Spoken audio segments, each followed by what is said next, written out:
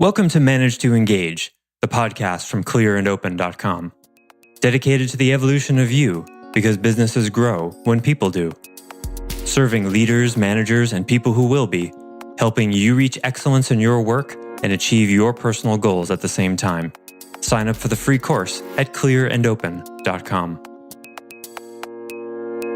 It's just about being curious about the relationship you have with the food by really looking, or the substance or whatever, by really looking, slowing down. What is this really? What is this really? What's underneath the explosive, highly stimulating, engineered flavors? What's underneath that? Hi, it's Joseph, and thanks for tuning in to Manage to Engage, the podcast from clearandopen.com. To conclude this series on change, I want to share a kind of meditation that is designed to make you more aware of your experience and help you surrender. After the meditation, we'll look closely at what the experience reveals about our relationship with addiction, craving, and desire. I offer weekly member webcasts and teach live courses on clearandopen.com because it's my truth that, with the right tools, anyone can eliminate the people, money, and time problems holding them back in business. And I share part of these webcasts and courses on this show because I want to help you, too. If you're enjoying the show and learning from it, I'd love your feedback. If you're listening to the show on an Apple device, all you have to do is open the podcast app, view the full description of this episode, and click the link to leave a rating and review for the show. I'd appreciate it very much. Thanks so much for listening. Let's start the show. So just settle yourself here. We're going to do a kind of meditation. Just settle yourself and close your eyes, if you like. And let your awareness leave your mind like an elevator goes down from your mind, and just feel your body. Feel the breath in your lower belly. Wiggle your toes a little bit. Feel the sensation in your hands. Feel the front side of you. Are you more aware of it than the back side of you? What would it be like to equalize that so the front and back of you are just as awake, just as alert? And now pay attention to the left side of you. How awake is the left side of you? And now notice the right side of you. Is it as awake as the left side? Is it less? Is it more? And you're just noticing and allowing all four sides of you to come into balance just by noticing. And you're noticing your breath,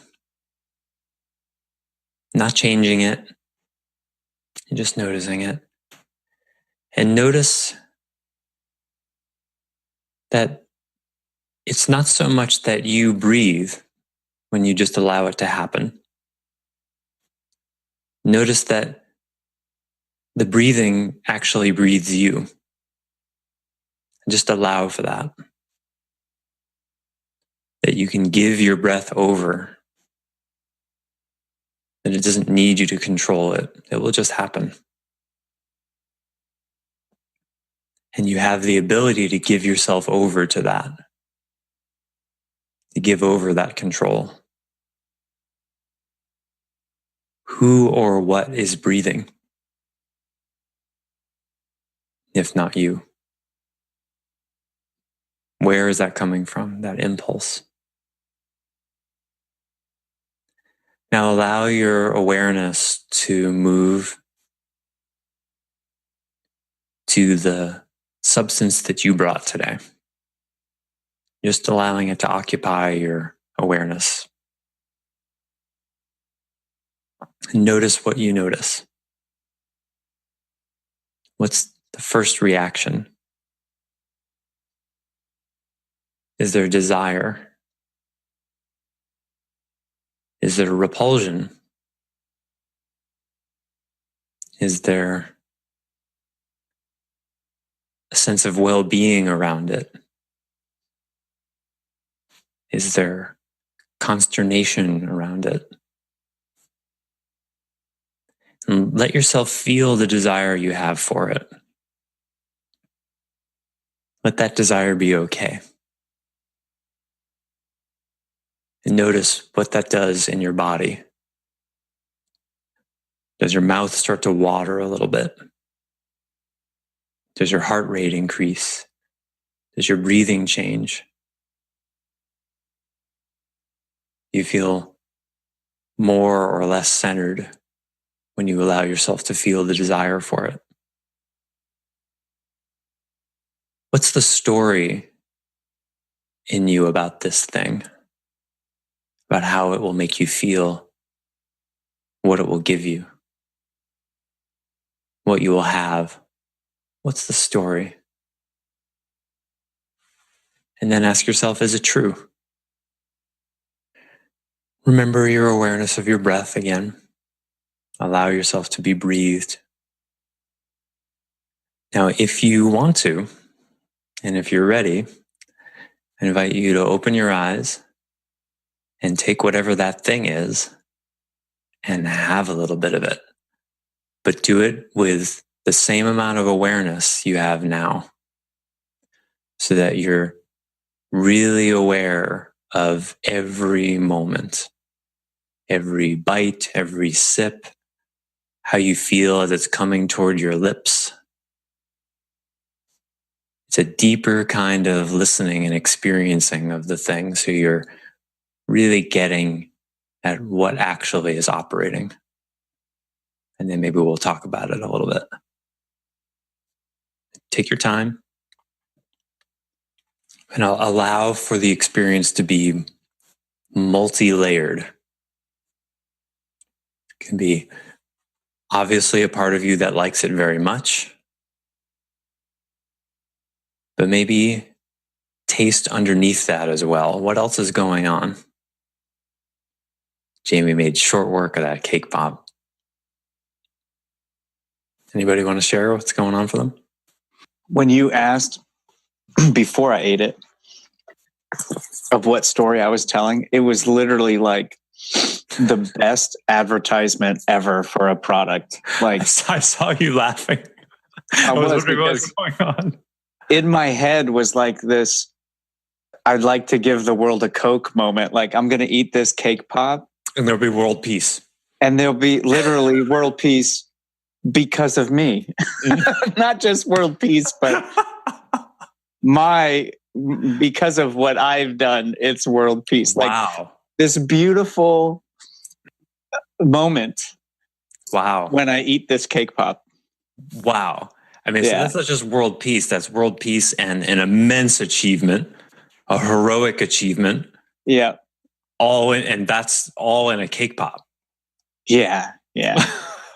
Yeah. That's a pretty amazing That's why experience. I was laughing. Like it was so, I see my head back like. Yeah. And that's precisely to what Tyler was talking about before. That's precisely what marketers jump on. They're looking for what's the sensation people have and what's the story we can spin it into. There's sort of a overlap there. You know, what are people already experiencing about this, and how can we go with that and make it a bigger story?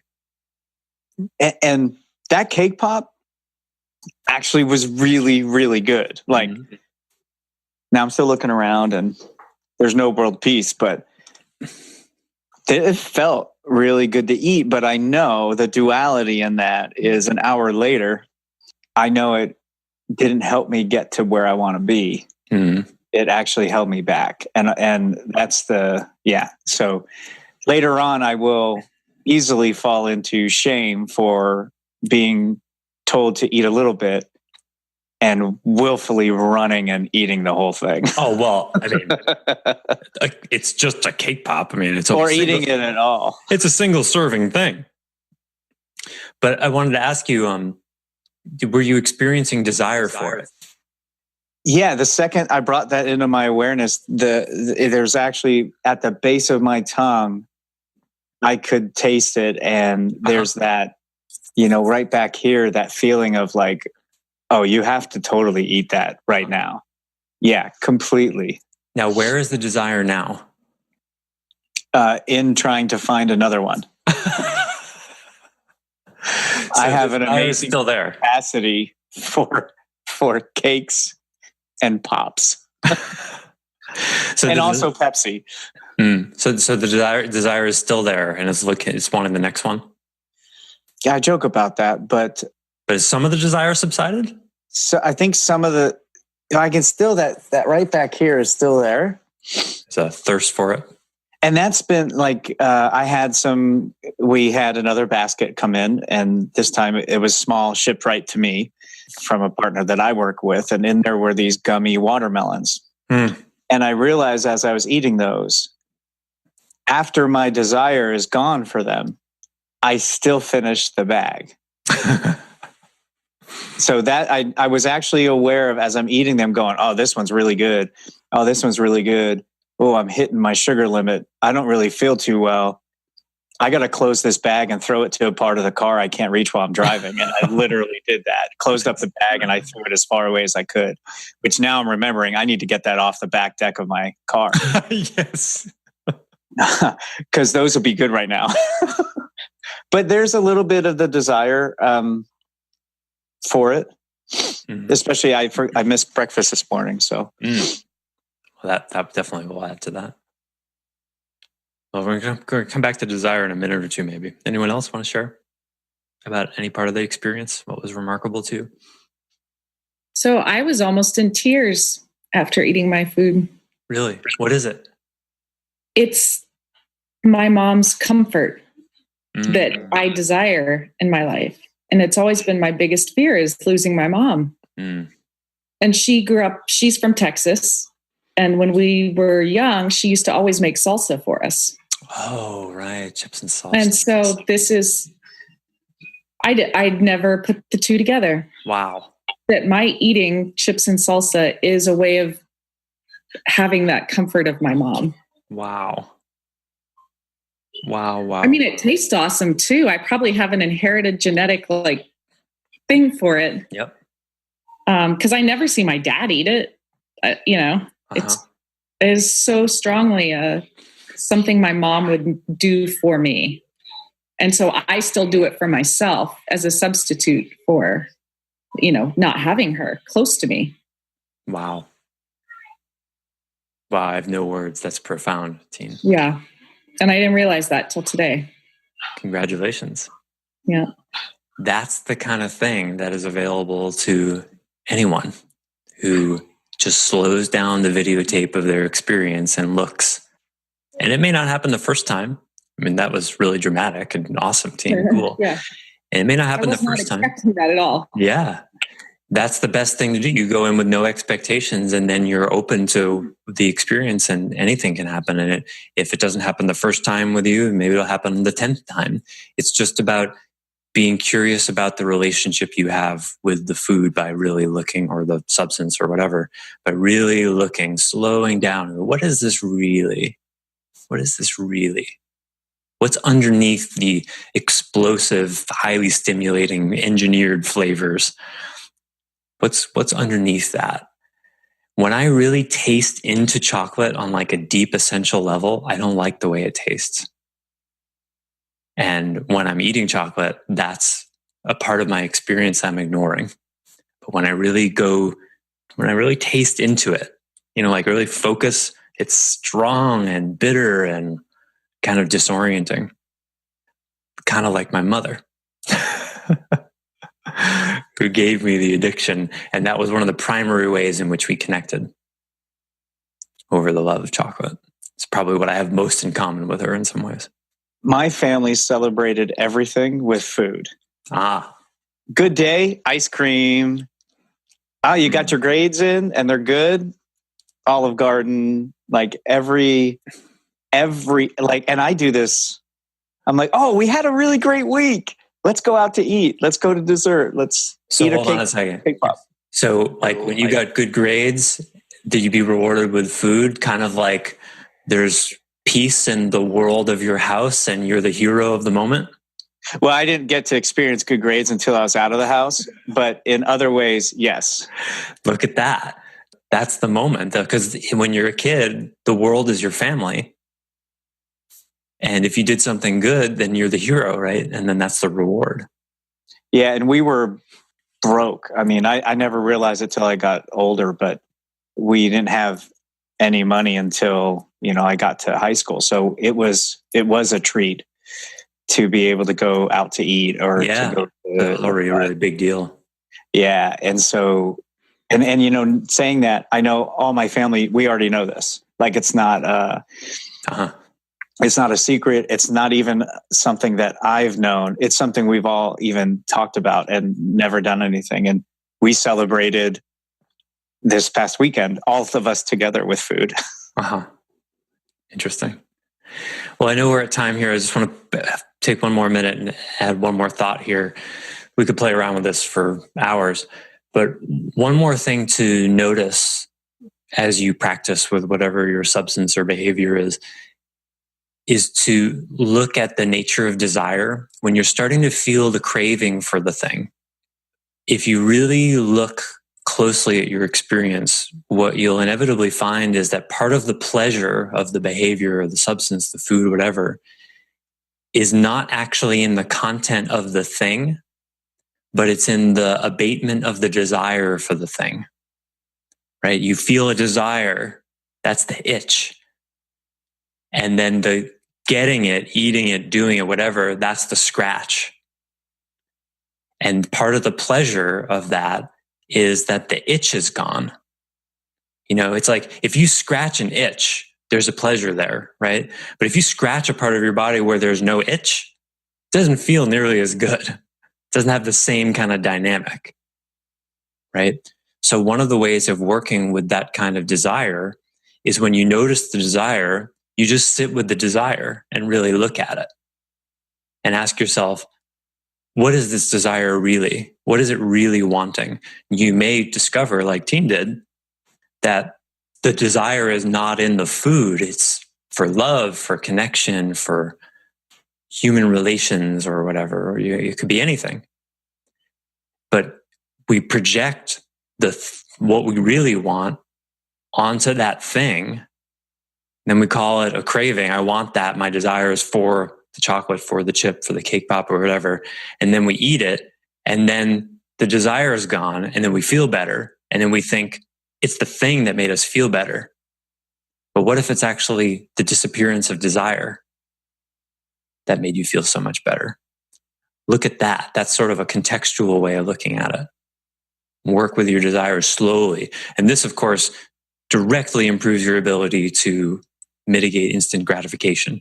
Instant gratification is the inability to bear desire, essentially.